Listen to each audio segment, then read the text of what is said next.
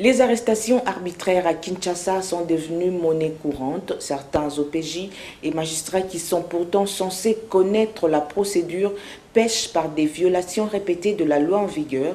La détention qui doit être une exception est carrément devenue la règle. Freddy Mansoua fait le tour de la question à travers cette réflexion qu'il nous propose. La loi décrète que la liberté est la règle et la détention l'exception. Une assertion qui souvent perd tout son sens dans la vie courante. Pourtant, ceux qui sont censés appliquer la loi savent pertinemment bien que pour arrêter quelqu'un, il faudrait au préalable des indices sérieux de culpabilité. Parfois, magistrats et OPJ passent outre ce principe élémentaire. En ce qui concerne les officiers de police judiciaire qui pullulent dans nos quartiers du fait de leur affectation dans les commissariats et les sous-commissariats, de nombreux manquements sont à déplorer. Les OPJ recourent souvent à l'arbitraire, intimidation, brimade et arrestation s'enchaînent en boucle. Un exemple type, souvent les prévenus sont gardés en détention au-delà de la durée légale qui est de 48 heures. Sans être présentés au juge, ils se voient aussi être conduits dans une fourgonnette pour la prison centrale de Makala. Ça, c'est une violation grave de la procédure. Pour ce qui est des magistrats, ils ont la vie de nombreuses personnes entre leurs mains. À partir de ce constat, on peut facilement déduire que le magistrat est comparable à un demi-dieu. Ses pouvoirs immenses doivent en revanche appeler au respect strict de la loi. Ce, afin de bannir des préjugés ou des jugements qui seraient rendus dans la précipitation. Mais en termes clairs, le magistrat ne peut procéder à des arrestations expéditives qu'en cas de flagrance. Cependant, d'une manière générale, le magistrat doit premièrement convoquer le concerné, l'entendre et déceler des indices de culpabilité avant d'ordonner la délivrance d'un mandat d'amener. Et une fois arrêté, l'individu ne doit être que gardé pendant 4 jours avant son jugement. En République démocratique du Congo, pour un rien, on se retrouve derrière les barreaux et on passe le reste de sa vie à méditer en ayant les yeux fixés sur les murs d'une cellule. Des policiers sont passés maîtres dans ces genres de coups. Ils vous prennent brutalement par la taille, comme un vulgaire voyou, aux yeux et au su du public. Habituellement, ces hommes en uniforme, pour intimider, emploient une phrase bien connue dans le pays, je cite, « Le commandant vous appelle ». Au nom du commandant vous appelle, la personne poliment va répondre à l'appel du soi-disant commandant et le tout se termine par des mains liées derrière le dos. Ces déviances sont corrigées par d'autres magistrats plus corrects, plus professionnels, plus engagés à respecter les prescrits juridiques. Cette catégorie suit à la lettre la procédure lors des arrestations ou interpellations. Ces pratiques assez courantes sont reconnues par certains magistrats. Eric Koukou-Kiessé dénonce les faits qu'il met à la charge de certains OPJ. Le magistrat invite la population à dénoncer tout abus auprès de l'auditorat et surtout à connaître les conditions qui poussent à une détention. Je vous propose de le suivre au micro de nos reporters. Le principe dans la vie sociale, c'est la liberté.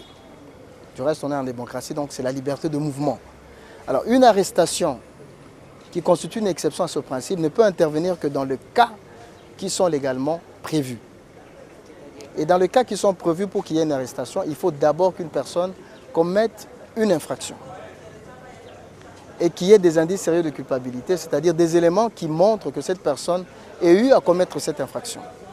Voilà les conditions mères ou principales qu'il faut pour qu'on puisse arrêter une personne.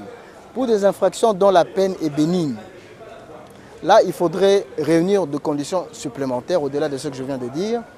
Il faut voir si, par exemple, l'identité de la personne est soit inconnue ou soit douteuse. Donc une personne porte 2 noms ou on ne maîtrise pas son nom parce qu'il y en a plusieurs. Dans ce cas également, lorsque l'infraction n'est pas forte, on peut quand même arrêter. Ou encore, lorsqu'il y a vraiment crainte de fuite manifeste, là également, on peut arrêter. Ou encore, c'est l'article 27 du Code de procédure pénale qui le prévoit. Lorsqu'il y a des nécessités impérieuses qui sont militées par l'ordre public, le maintien de l'ordre public, on peut également arrêter une personne. Donc ce sont là les conditions qui sont prévues par la loi. On ne peut pas arrêter une personne qui n'a pas commis une infraction. On n'arrête pas une personne pour une question de dette. Je vous ai emprunté de l'argent, parce que vous ne me le remboursez pas à temps, je vais devant la police, je vous fais arrêter. Non, ça c'est une dette, ce n'est pas une infraction. Parce qu'on vient de parler de mots qui rongent la justice, démarrons cette revue de presse avec le potentiel qui affirme que le gouvernement fait un avis d'impuissance. Allusion faite aux réponses de la ministre de la Justice à la question orale avec débat du député UNC Crispin Bindoulé. L'auteur de la question explique que l'impasse du système judiciaire congolais amène les citoyens à se rendre justice et à chercher les paradis manqués dans des rébellions. Autre fait décrit par le UNC, le non-respect du délai légal dans les procédures pénales et civiles, avec pour entre autres conséquences le surpeuplement du centre pénitentiaire. Ces préoccupations, a répliqué le ministre, font partie des priorités de son ministère qui fait de la promotion des droits de l'homme et de la lutte contre la corruption son cheval de bataille. Sur le même dossier, La Prospérité rapporte le propos du député Laurent Batoumona qui a visité l'ex-prison de Makala pendant ses vacances parlementaires. L'élu de la FUNA, qui confirme le surpeuplement du CPRK, affirme que certains prisonniers sont abandonnés. Leurs dossiers sont tombés aux oubliettes. Ceux qui ont obtenu un jugement favorable restent encore détenus. Le magistrat en mission d'inspection sur place le savent et rien ne change. 5 ans après la mort de leur père, les héritiers toujours déchirés autour de la succession. Information à lire dans le Phare qui note que la parcelle Kérilé se trouve sur l'avenue Nyangwe dans la commune de Lingwala. Dans ces dossiers examinés au tribunal de paix de la Gombe, la partie civile Diaki Kapinga et consorts accuse Oamba et consorts de vouloir s'approprier l'héritage au mépris des autres héritiers. Ce que rejettent ces derniers qui soutiennent que la partie de Mondres ne dispose pas de preuves pour asseoir son accusation.